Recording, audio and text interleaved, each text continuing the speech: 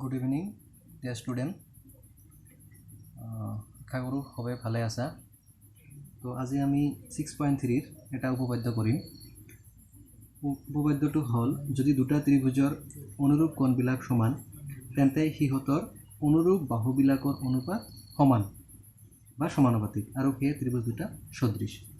তো সদৃশ ত্ৰিভুজ কেতিয়া হয় আমি অলপ আগতে এটা ক্লাছ আগত আমি পঢ়িছিলোঁ। মই ক্লাছত কৈছিলোঁ তোমালোকক সদৃশ কেতিয়া হয়। দুটা ত্ৰিভুজ সদৃশ হ'ব কেতিয়া, সাপোজ মই ৰাফ ইউজ কৰি দিছোঁ। দুটা ত্ৰিভুজ সদৃশ কেতিয়া হয়, সাপোজ আমি দুটা ত্ৰিভুজ ল'লোঁ। এইটো এটা ত্ৰিভুজ এ বি চি, এটা ত্ৰিভুজ, আৰু এটা আছে এইটো হ'ল পি কিউ আৰ। এই ত্ৰিভুজ দুটা সদৃশ কেতিয়া হ'ব, এক নম্বৰ কণ্ডিশ্যন ছেটিছফাই কৰিব লাগিব, অনুৰূপ কোণবিলাক সমান হ'ব লাগিব। অনুৰূপ কোণ মানে এ কোণৰ সমান সমান পি কোণ হ'ব লাগিব, বি কোণৰ সমান কিউ কোণ, আৰু চি কোণৰ সমান সমান আৰ কোণ হ'ব লাগিব। এইটো এক number condition. A equal to P, তাৰপিছত বি ইকুৱেল টু কিউ, আৰু চি ইকুৱেল টু আৰ, এক নম্বৰ কণ্ডিশ্যন। দুই নম্বৰ কণ্ডিশ্যন হ'ল অনুৰূপ বাহুবিলাক সমান অনুপাতত থাকিব লাগিব। অনুৰূপ বাহু মানে A B by P Q, A B by P Q equal to B C by Q R equal to A C by P R. তেতিয়াহে আমি ক'ব পাৰিম ত্ৰিভুজ এ বি চি আৰু ত্ৰিভুজ পি কিউ আৰ সদৃশ। যদি এই কণ্ডিশ্যন দুটা satisfy কৰে, কণ্ডিশ্যন দুটা মানি চলে, তেনেহ'লে আমি ক'ব পাৰিম ত্ৰিভুজ এ বি চি চিমিলাৰ, এইটো চিমিলাৰ চিন, সদৃশ চিন, ত্ৰিভুজ পি কিউ আৰ। তো এটি হ'ল আমাৰ সদৃশ ত্ৰিভুজৰ কণ্ডিশ্যন। তো এইবাৰ আমি ষ্টাৰ্ট কৰিম। সাপোজ আমি দুটা ত্ৰিভুজ আঁকি লৈছোঁ আগত। তো ইয়াত নাম দিলোঁ এ বি চি, আৰু ইয়াৰ নাম দিলোঁ পি ইউ, সৰি পি কিউ নালাগে, চি আছে না, ইয়াত ডি দিয়া, ডি, এইটো দিয়া ই, আৰু এইটো দিয়া এফ। হ'ল দুটা আমি ত্ৰিভুজ আঁকিলোঁ। তো আমাক থিয়ৰমত কি দিয়া আছে, উপপাদ্যত কি দিয়া আছে, যদি দুটা ত্ৰিভুজৰ অনুৰূপ কোণবিলাক সমান হয়, মানে ইয়াৰ অনুৰূপ কোণবিলাক সমান, এ কোণৰ সমান ডি কোণ, বি কোণৰ সমান ই কোণ, চি কোণৰ সমান এফ কোণ, তেন্তে তাৰ অনুৰূপ বাহুবিলাকৰ অনুপাত সমান। মানে এই এ বি বাই ডি হ'ব, B C by E F হ'ব, আৰু A C by D F হ'ব। অনুৰূপ বাহুবিলাকৰ অনুপাত সমান। সাপোজ এইটো যদি 1 হয়, এইটো কি হ'ব লাগিব, 2 হ'ব লাগিব। এইটো যদি 3 হয়, এইটো কিমান হ'ব লাগিব, 6 হ'ব লাগিব। এইটো বাহু যদি 5 হয়, এইটো কিমান হ'ব লাগিব, 10 হ'ব লাগিব। মানে অনুপাতবিলাক সমান হ'ব লাগিব। তো এইবাৰ আমি প্ৰমাণ কৰিম। ফাৰ্ষ্টত সমাধান, ইয়াত কি দিয়া আছে, থিয়ৰমত কি দিয়া আছে, উপপাদ্যত কি দিয়া আছে, আমি এইটো লিখিম যে দিয়া আছে কি দিয়া আছে আমাক,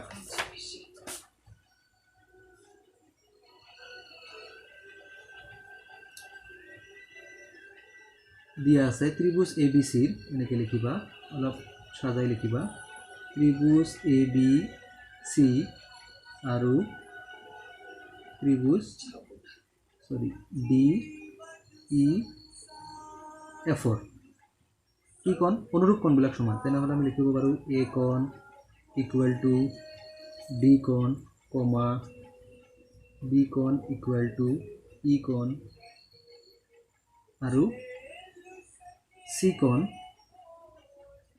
ইকুৱেল টু এফ কোণ। ইয়াত এটা নাম্বাৰিং কৰি দিয়া, এইটো সাপোজ ইকুৱেশ্যন নাম্বাৰ 1। আৰু আমাক কি প্ৰমাণ কৰিব লাগে, প্ৰমাণ কৰিব লাগে যে কি প্ৰমাণ কৰিব লাগে আমাক,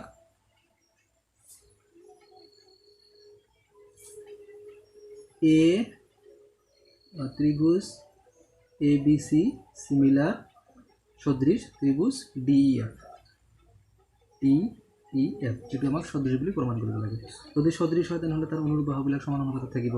আমি কি লিখিব পাৰিম, A B by D E equal to B C by E F equal to AC by DF, এইটো আমাক প্ৰমাণ কৰিব লাগে। তো ইয়াত এটা নাম্বাৰ দিব পাৰা তোমালোকে, ইয়াত 2 নাম্বাৰ দিয়া, ইকুৱেশ্যন নম্বৰ 2। এইবাৰ আমি চোৱা, আমাক সদৃশ দেখাব লাগে হয়নে নাই? তো আমি সদৃশ কেনেকৈ দেখাম? তো এটা কাম কৰা, তোমালোকে ইয়াত অলপ অংকন কৰা। সাপোজ ইয়াতে আমি আগত আমি কংগ্ৰুৱেণ্ট বুলি দেখাম। কংগ্ৰুৱেণ্ট মানে সৰ্বসম বুলি দেখাম হা। সাপোজ ইয়াত এটা আমি ড্ৰ কৰিলোঁ, ডি ইৰ মধ্যবিন্দু ল'লোঁ, মিডিল পইণ্ট ল'লোঁ। সাপোজ ইয়াত পি আমি কিউ লৈছোঁ, তোমালোকে যিকোনো পইণ্ট ল'ব পাৰা, চি ডি ই এফ কিবা কিবি ল'ব পাৰা।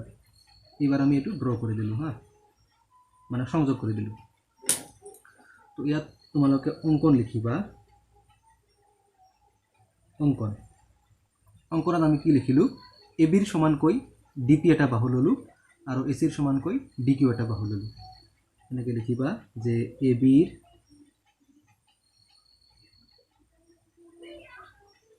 সমানকৈ ডি পি, এ বিৰ সমানকৈ ডি পি আৰু এ চিৰ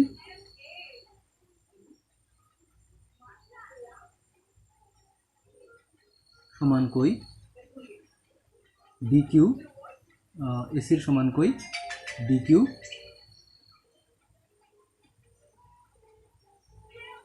বাহু অংকন কৰা হয়।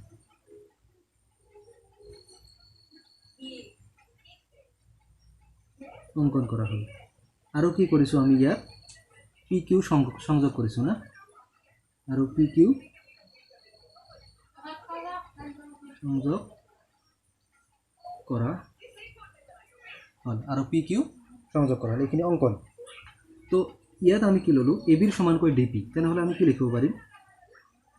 এ B equal to D P, comma, আৰু কি লিখিব পাৰিম? এ চিৰ সমান কি লৈছোঁ? D Q, A C equal to D Q. ইয়াত নাম্বাৰ দিয়ে, এইটো সাপোজ এইটো নাম্বাৰ দিলে আমি 3, কুৱেশ্যন নম্বৰ 3। এইবাৰ আমি লিখিম, আমাক প্ৰমাণ কৰিব লাগে না, প্ৰমাণ আমি কৰিম। এ বি চি আৰু ডি পি কিউ আমি কংগ্ৰুৱেণ্ট বুলি দেখাম, মানে সৰ্বসম বুলি দেখাম। আমি লিখিম ত্ৰিভুজ এ বি চি আৰু ত্ৰিভুজ ডি পি কিউৰ পৰা পাওঁ। কি পাম আমি?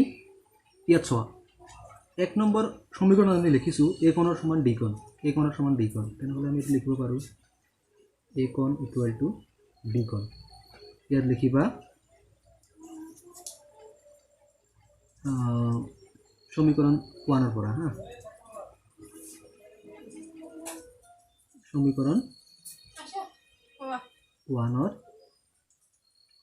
পৰা। আৰু কি লিখিব পাৰোঁ? A B equal to D P আৰু A C equal to D Q. আমিতো ইয়াত কৈছোঁৱে এ বিৰ সমানকৈ ডি পি আৰু এ চিৰ সমানকৈ ডি কিউ, এ বিৰ সমান ডি পি আৰু এ চিৰ সমান ডি কিউ। ইয়াত ছাইডত লিখিবা আমি ক'ৰ পৰা লিখিছোঁ? সমীকৰণ 3ৰ পৰা, আমি 3ৰ পৰা পাইছোঁ না, সমীকৰণ 3ৰ পৰা। তেনেহ'লে আমি কি ক'ব পাৰিম? এংগেল মানে বাহু কোণ, বাহু চৰ্ত মতে এইটো সৰ্বসম হ'ব। তো এটাকে আমি লিখিব পাৰোঁ ত্ৰিভুজ এ বি চি কংগ্ৰুৱেণ্ট ত্ৰিভুজ ডি পি কিউ। কি চৰ্ত মতে? সাইড এংগেল সাইড, মানে বাহু কোণ বাহু চৰ্ত মতে এইটো কি হ'ব তোমাৰ? সিমিলাৰ, সৰ্বসম হ'ব। যদি বাহু কোণ বাহু চৰ্ত মতে এইটো সদৃশ হয়, তেনেহ'লে আমি ইয়াৰ পৰা কি ক'ব পাৰোঁ?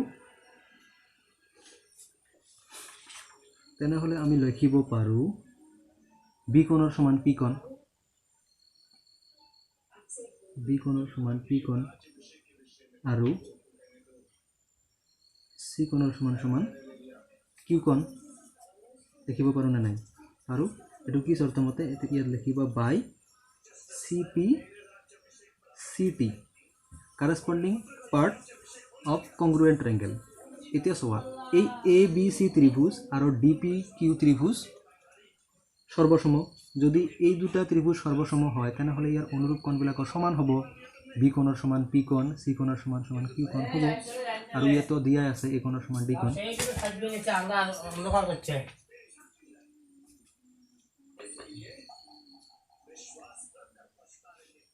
তো ইয়াত এটা তোমালোকে নাম্বাৰ দিয়া, ইয়াত নাম্বাৰ দিয়া, ইয়াত নাম্বাৰ দিয়া।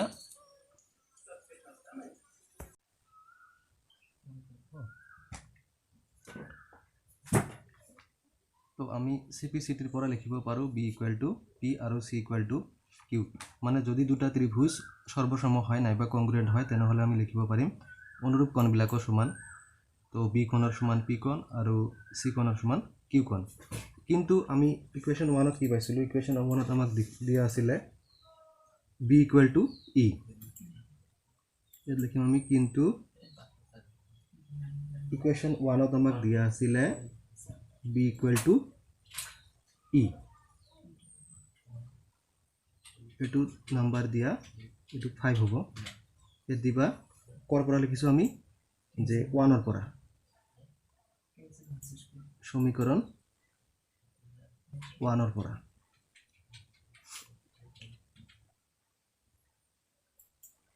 সমীকৰণ 1ৰ পৰা আমি পাওঁ বি ইকুৱেল টু ই।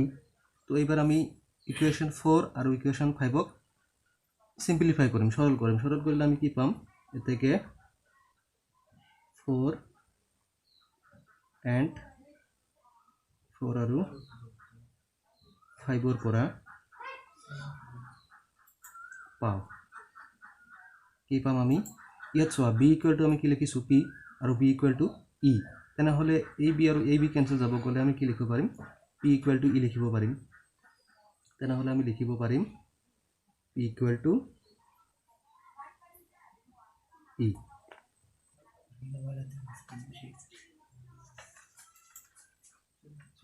তেনেহ'লে আমি কি লিখিব পাৰোঁ? P equal to E, P equal to E লিখিব পাৰোঁ। তো ইয়াৰ পৰা আমি কি ক'ব পাৰোঁ? ক্লাছ 9ত আমি এটা ফৰ্মুলা পাইছিলোঁ। ক্লাছ 9ৰ ফৰ্মুলাটো এইটো আছিল, মই লিখি দিছিলোঁ। ছাপ'জ এইটো এটা ৰেখা আৰু এইটো এটা ৰেখা। ছাপ'জ ইয়াক নাম দিলোঁ এইটো এল ৰেখা আৰু ইয়াক নাম দিলোঁ এইটো এম ৰেখা, এম লাইন। যদি এটা ৰেখাই ইণ্টাৰচেক্ট কৰে মানে কটাকটি কৰে, ছাপ'জ আমি এটা ৰেখা ধৰিলোঁ এইটো পি ৰেখা। পি ৰেখাই এই ৰেখা দুটা কটাকটি কৰিলে, ইণ্টাৰচেক্ট কৰিলে। ছাপ'জ ইয়াত নাম দিছোঁ এইটো আমি ধৰিলোঁ এংগেল 1, এইটো ধৰিলোঁ এংগেল 2, মানে এইটো কোণ 1 আৰু এইটো কোণ 2। তেনেহ'লে এই অনুৰূপ কোণবিলাক কি হ'ব? সমান হ'ব। যদি এটা ৰেখা আনটো ৰেখাৰ সমান্তৰাল হয় আৰু এটা ৰেখা যদি ইয়াক কটাকটি কৰে, ইণ্টাৰচেক্ট কৰে, তেনেহ'লে এই অনুৰূপ কোণবিলাক সমান হ'ব। যদি এল সমান্তৰাল এম হয় তেনেহ'লে ইয়াৰ অনুৰূপ কোণবিলাক সমান হ'ব। তেন্তে আমি লিখিব পাৰিম 1 ইকুৱেল টু 2। তো ইয়াৰ বিপৰীত ফৰ্মুলাটো কি হ'ব? যদি 1 ইকুৱেল টু 2 হয় তেনেহ'লে এল ৰেখাডাল এমৰ সমান্তৰাল হ'ব, এল সমান্তৰাল এম হ'বনে নাই? তো এইটো আমি ইয়াত এপ্লাই কৰিম। যেহেতু পি সমান্তৰাল ই, তেনেহ'লে আমি কি লিখিব পাৰিম? দিছ ইমপ্লাইজ, তেনেহ'লে আমি লিখিব পাৰিম পি কিউ সমান্তৰাল ই এফ, মানে নাই? যেহেতু অনুৰূপ কোণ দুটা সমান, পিৰ সমান সমান ই, তেনেহ'লে আমি লিখিব পাৰিম পি কিউ এই ৰেখাডাল ইয়াৰ সমান্তৰাল, পি কিউ সমান্তৰাল ই এফ। তো ইয়াৰ পৰা আমি কি লিখিব পাৰিম? যেহেতু পি কিউ সমান্তৰাল ই এফ, তেনেহ'লে আমি কি লিখিব পাৰোঁ?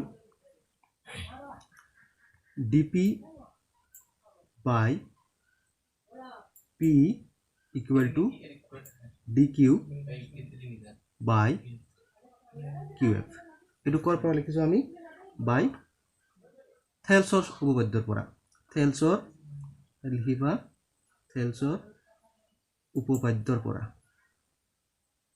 থেলছৰ উপপাদ্যৰ পৰা। থেলছ থিয়ৰেম। থেলছে আমাক কি কৈছিল যে থেলছৰ উপপাদ্য কি আছিল যে যদি এডাল ৰেখা কোনো ত্ৰিভুজৰ এটা বাহুৰ সমান্তৰাল হয় তেনেহ'লে এই যে দুটা ৰেখাক সমান ভাগত বিভক্ত কৰিব এই ৰেখা দুটাল কি হ'ব সমান অনুপাতত বিভক্ত হ'ব এটো মই পঢ়াইছিলোঁ ক্লাছ 10তে আছিলে 6.1 থিওৰেম 6.1 ৰ পৰা আমি কি লিখিব পাৰো যদি এডাল ৰেখা আনটো ৰেখাৰ সমান্তৰাল হয় তেনেহ'লে যে দুটা ৰেখাক এই ৰেখাটোৱে সমান ভাগত বিভক্ত কৰিব এই ৰেখা দুটা কি হ'ব সমান অনুপাতত বিভক্ত হ'ব তেনেহ'লে আমি ইয়াৰ পৰা লিখিব পাৰো dp/p = dq/q এটো কৰ পৰা লিখিছো আমি থেলছৰ উপপাদ্যৰ পৰা এইবাৰ ইয়াৰ প্ৰতিক্ৰম লোৱা pe/dp = qf/dq এই সাইডত লিখিবা কি লৈ প্ৰতিক্ৰম লৈ মানে ৰেচিপ্ৰকেল প্ৰতিক্ৰম লৈ আমি এনেকৈ লিখিব পাৰো এবাৰ কাম কৰা দুয়োফালে 1 যোগ কৰা p/dp + 1 = qf/dq + 1 এই সাইডত লিখিলে হ'ল যে দুয়োফালে 1 যোগ কৰি দুয়োফালে 1 যোগ কৰি এবাৰ ইয়াৰ পৰা লসাগু ল'লে কি পাবা dp ৰে হৰণ কৰা কিমান হ'ব 1 আকৌ p ৰে পূৰণ কৰা আমি যদি দুয়োফালে 1 যোগ কৰো কি পাম dp ৰ লগত dp ৰে হৰণ কৰি 1 পাম 1 ৰ লগত যদি p পূৰণ কৰো p এ পাম আকৌ dp ৰ লগত 1 পূৰণ কৰা কি হ'ব dp হ'ব = এবাৰ ইয়াত লসাগু লোৱা dq ৰ লগত dq হৰণ কৰা কিমান হ'ব 1 ৰ লগত qf পূৰণ কৰা কিমান হ'ব qf প্লাস আকৌ dq ৰ লগত 1 পূৰণ কৰা কি হ'ব dq এবাৰ সোৱা dp আৰু pu dp আৰু p যোগ কৰিলে কি পাবা de পাবা আৰু dq আৰু qf যোগ কৰিলে কি পাবা df পাবা তো এটো আমি এনেকৈ লিখিব পাৰো p আৰু dp যোগ কৰিলে আমি কি পাম de তাৰ পিছত কি থাকিল তলত থাকিল dp = qf আৰু dq যদি আমি qf আৰু dq যোগ কৰো কি পাম df পাম তো ইয়াত আমি লিখিব পাৰো df by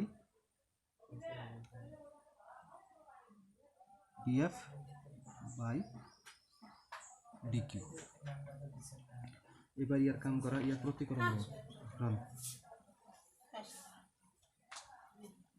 প্ৰতিক্ৰম ললে কি পাম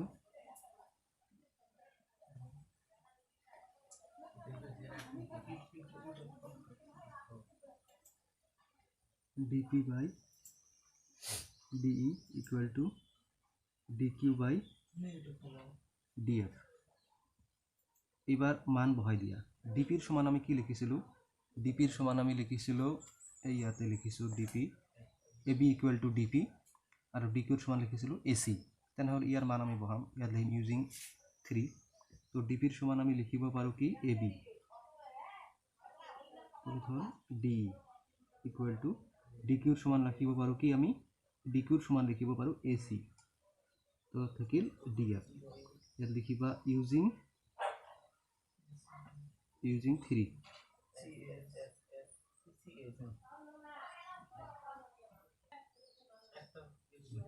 ইয়াত এটা নাম্বার দিয়া ইয়াত নাম্বার কিমান হ'ব আগত আমি দিছিলো 5 না এটো হ'ব 6 কোৱেশ্চন নাম্বাৰ 6 তো এবাৰ সোৱা আমি কি লিখিব পাৰিলো ab/d =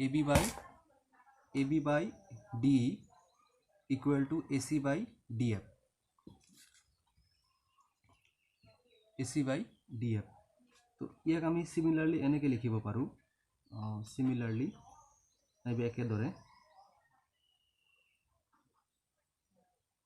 লিখিব পাৰো ab/d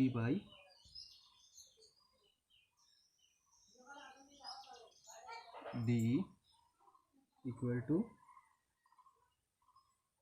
বিসি বাই ইএফ। ইয়াত নাম্বার দিয়া এটি হব নাম্বার 7।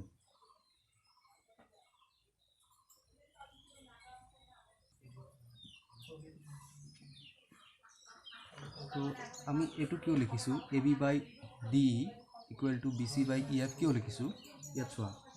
আগৰটোত কি আছিলে, আগৰটোত আমি এইটো ত্ৰিভুজ লৈছিলোঁ, এ বি সি ত্ৰিভুজ লৈছিলোঁ না, এ বি সি, আৰু এটা আছিল ডি ই এফ, আৰু এটা সমান্তৰাল ৰেখা আছিলে পি কিউ। তেনেহ'লে ইয়াৰ সমান আমি লিখিব পাৰোঁ কি A B by D equal to A C by D F, A B by D equal to A C by D F. যদি আমি এইটো ত্ৰিভুজ লওঁ এ বি সি, আৰু যদি এবাৰ আমি এই সমান্তৰাল ৰেখাটো পি কিউ ৰেখাটো যদি আমি ডি এফৰ সমান্তৰাল কৰি লওঁ,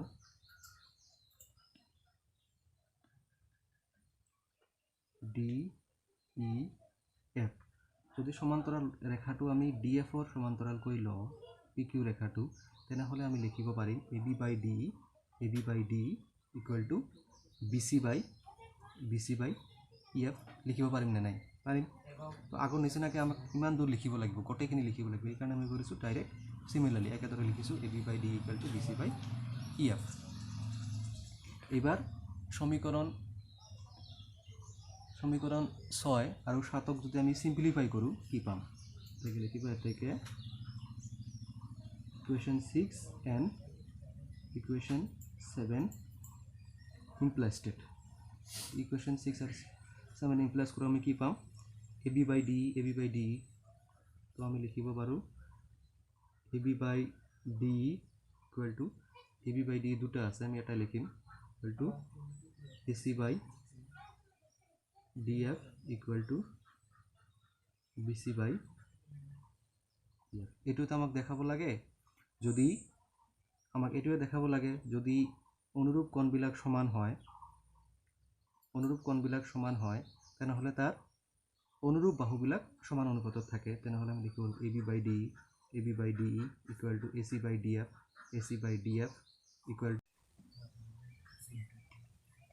তো আমাক এইটোৱে দেখাব লাগে যে A B by D equal to B C by E F equal to A C by D F.